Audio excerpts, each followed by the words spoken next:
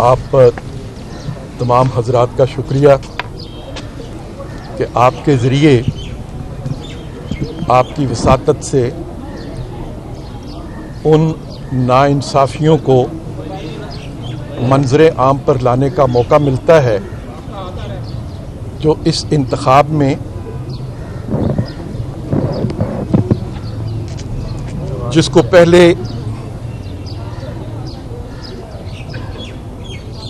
पैसों के ज़रिए ख़रीदने की कोशिश की जाती थी, लोगों को दबाव और ब्लैकमेलिंग के ज़रिए अपनी मर्ज़ी से वोट हासिल करने के लिए इस्तेमाल किया जाता था। अब इलेक्शन कमीशन ऑफ पाकिस्तान को भी उसमें फरीक बना लिया गया है और इलेक्शन कमीशन ऑफ पाकिस्तान के ज़रिए मेरे जैसे उम्मीदवारों को जो कांटे की तरह खटकते हैं, जिनकी फ्लोर ऑफ द हाउस पे की गई तनकीद इमरान खान से बर्दाश्त नहीं होती और जिन आवाज़ों को वो खामोश करना चाहते हैं, हाँ बस ठीक, उनको अब इंजीनियर्ड डिफ़ॉल्ट के ज़रिए इंतखाब से बाहर रखने की कोशिश की जा रही है और उसकी ज़िंदा मिसाल मैं आपके सामने मौजूद हूँ। मेरे पे एक नाम नेहाद डिमांड क्रिएट की गई जिसके बारे में मुझे कभी किसी की तरफ से इत्तला नहीं दी गई थी और जब मैं उस नाम नेहाद डिमांड को भी कानूनी तकाज़े पूरे करने के लिए और इंतखाब में अपना हिस्सा लेने का हक इस्तेमाल करने के लिए जमा कराने को तैयार था, तो हुकूमत के तमाम महकमे और जिस महकमे की तरफ से डिमांड क्रिएट की गई, उसने जो डिमांड उन्होंने खुद क्रिएट की है, जिसमें वो मुझसे मुतालबा कर रहे हैं कि मैंने उनके कुछ रकम अदा करनी है, जब मैं उस रकम को अदा करने के लिए जाता हूँ, उस रकम को अदा करने के लिए कोशिश करता हूँ, तो तमाम अफसरान जो हैं वो अपनी नशिस्तों से और अपने दफ्तरों से गायब हो जाते हैं। कोई मयस्सर नहीं होता, ना अपना बैंक अकाउंट नंबर दे रहे हैं कि जिस बैंक अकाउंट में मैं वो पैसे जमा करा दूं, ना मैं कैश लिए फिरता हूं कि तुम ये कैश मेरे से वसूल कर लो, ना कोई कैश वसूल करने को तैयार है। और मिली भगत से इमरान खान की हुकूमत जो इस तरह के जाली मुकदमात बना के मुस्लिम लीग नून के कई रहनुमाओं को ज़ेरे हिरासत रखी हुए है, जिनमें शहबाज शरीफ साहब हैं, हमजा शहबाज शरीफ साहब हैं, ख्वाजा आसफ साहब हैं, उससे पहले नवाज शरीफ साहब थे, मरियम थी, एहसन इकबाल थे, खाकान अब्बासी साहब थे, साद रफ़ीक थे, सलमान रफ़ीक थे और दूसरे हमारे दर्जनों साथी थे। अब उन्होंने उसी तरह की एक हरकत मेरे से की है, जाली डिमांड बनाई। मैं उस जाली डिमांड को भी कानूनी तकाज़े पूरे करने के लिए, ख़त्म करने के लिए पैसे जमा कराना चाहता हूँ। कोई पैसे वसूल नहीं कर रहा, क्योंकि उन्हें इमरान खान की तरफ से हदायत हैं कि आप ये पैसे वसूल ना करें, ताकि टेक्निकल बुनियादों पर इलेक्शन कमीशन के ज़रिए मुझे इंतखाब में हिस्सा लेने से रोका जा सके। टेक्निकल नहीं है, अब कानून अमेंड हो गया हुआ है सर 2017 से। परवेज़ ऋषि साहब, आपके पास अभी है कि आप इलेक्शन ट्रिब्यूनल में कागजात मुस्तरद होने को चैलेंज कर सकते हैं, तो आप अपना ये हक इस्तेमाल करेंगे? ऐड कर लीजिए, क्या अभी तक कागजात जमा करवाने से पहले आपको नहीं मालूम था कि आपके जिम्मे इतने पैसे हैं? जी, मेरे पास कोई इस किस्म की इत्तला मुझे उनकी तरफ से नहीं दी गई। अच्छा। और दूसरी बात यह है कि ये मेरा कानूनी हक है जी कि मैं इसके खिलाफ अपील में जाऊंगा और अपील में भी जाके अपनी सारी गुजारिशात जो हैं वो पेश करूंगा। लेकिन एक बात मैं वादा करना चाहता हूं सर कि मेरी आवाज सिर्फ सेनेट के फ्लोर पे नहीं उठती है, सिर्फ पार्लियामेंट में नहीं है, पार्लियामेंट से बाहर भी हम अपनी आवाज बुलंद करते हैं। मैं सेनेट का मेंबर हूं या सेनेट का मेंबर ना हूं, आप मुझे ईवान के दरवाजे मेरे लिए बंद कर दें और ईवान के दरवाजे उन लोगों के लिए खोल दें जो पिछले 3-3 साल 4-4 साल से अदालतों के हुक्म के बावजूद, जाली एफिडेविट देने के बावजूद अब आपका टिकट लेंगे और सेनेट के ईवान में दाखिल हो जाएंगे।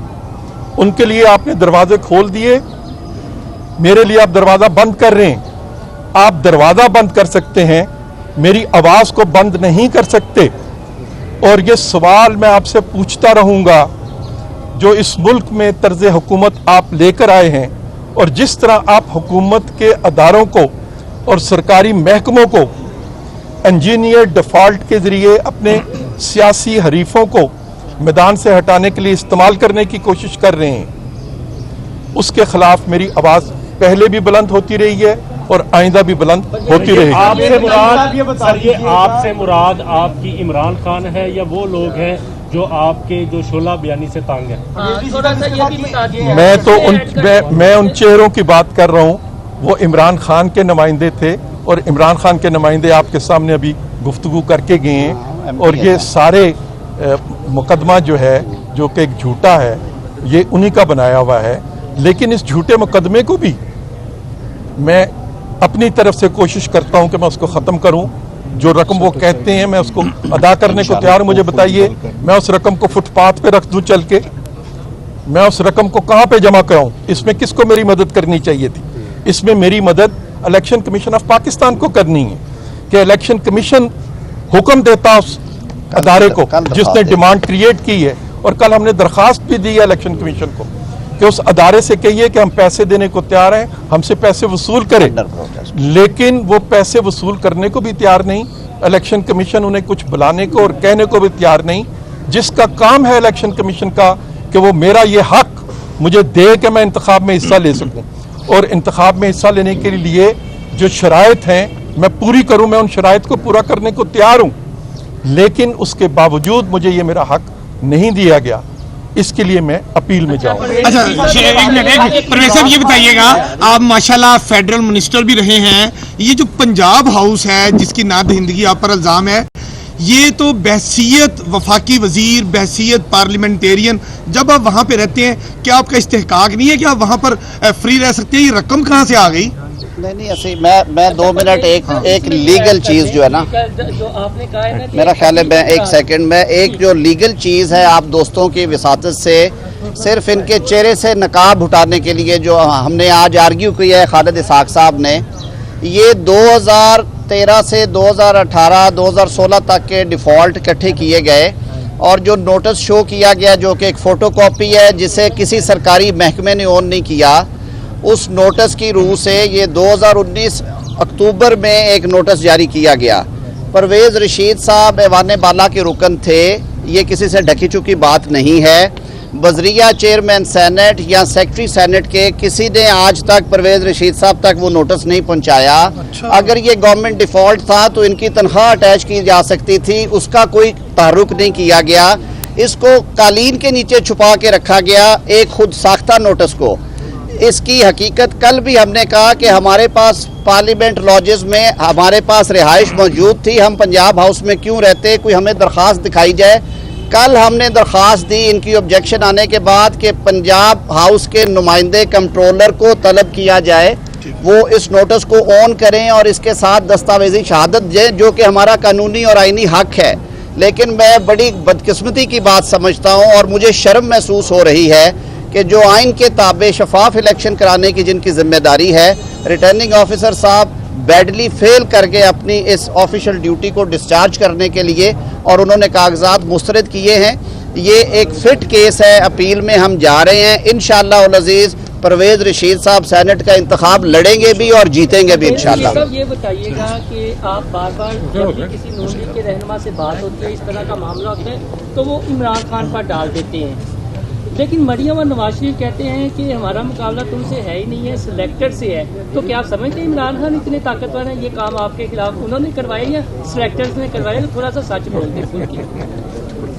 अभी तो जिनके चेहरे नजर आ रहे हैं मैंने उनकी बात आपसे कर ली है। ये फरमाइएगा कि जो सूरत हाल आप बता रहे हैं, क्या ये महसूस हो रहा है कि इलेक्शन कमीशन को भी दबाव में लाया गया है, इलेक्शन कमीशन के ऊपर भी दबाव डाल दिया गया है कि वो आपके सेनेट इलेक्शन लड़ने की राह में रुकावट बने? इलेक्शन कमीशन को मुझे कोई रास्ता देना चाहिए था कि मैं इन पैसों को जमा करा सकूं, क्योंकि मैं पैसे जमा कराने को तैयार हूं।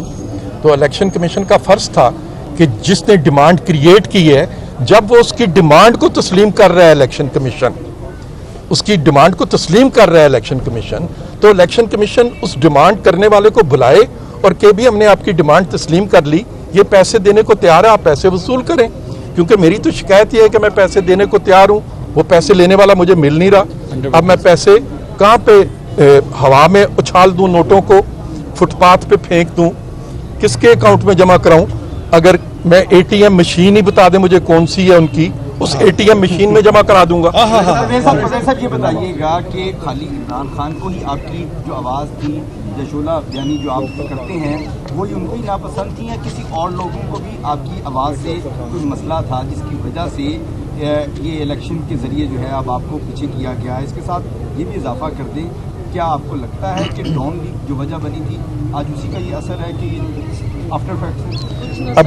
अभी तक तो जो सूरत हाल है वो मैंने आपके सामने वाज़ह कर दी है, और जो आप सवाल पूछ रहे हैं तो ये तो 1967 से लेकर अब ये 2021 आ गया है। कई दफ़ा इस तरह के मरहले आए, सज़ाएं भी काट ली, जेल भी देख ली, आज का ये नाइंसाफ़ी का दिन भी देख रहे हैं। तो हम अपनी जो हक और सच की बात है वो करते रहेंगे। बहुत शुक्रिया। YouTube पर Googly TV देखने के लिए youtube.com की सर्च बार में Googly TV टाइप करें। Googly TV के पेज पर सुर्ख रंग के सब्सक्रिप्शन वाले बटन पर क्लिक करना ना भूलिए। YouTube पर अपलोड होने वाली वीडियो से बाखबर रहने के लिए बेल आइकॉन पर क्लिक कीजिए। आपको हर नई आने वाली वीडियो के बारे में नोटिफिकेशन मौसूल हो जाएगा।